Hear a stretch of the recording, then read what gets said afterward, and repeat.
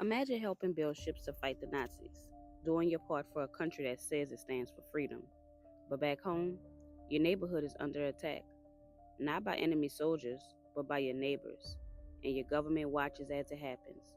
That's exactly what went down in Beaumont, Texas in 1943, and they don't talk about it, but I will. During World War II, Beaumont was booming. The shipyards were full of war jobs, and black workers were a big part of that workforce.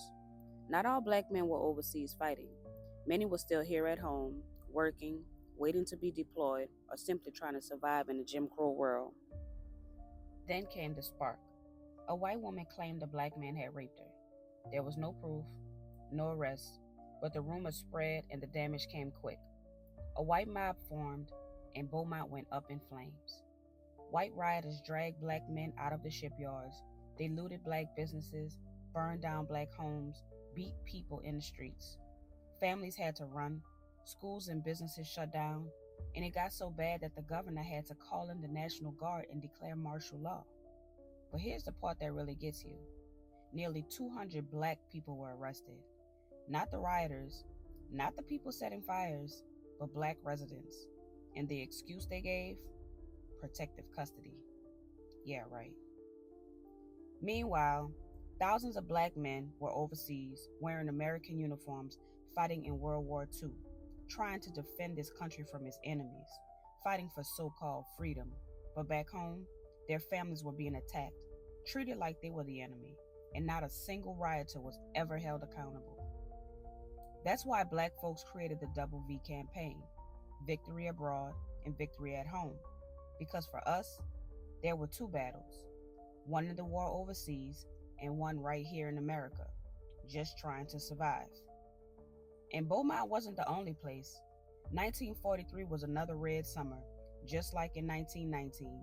Cities across the country erupted in violence.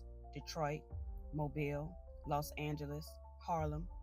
White mobs attacked black communities everywhere. And just like Beaumont, there was no justice. The only ones that got punished were the victims. In Beaumont, the aftermath hit hard. People lost their homes, businesses were never rebuilt, families fled the city, and no one was held accountable. The city moved on, but black families had to carry the pain. And here's the part we really got to understand. 1943 wasn't that long ago. Some of us still have grandparents or great-grandparents who lived through this. The scars of that violence didn't disappear. They were just passed down.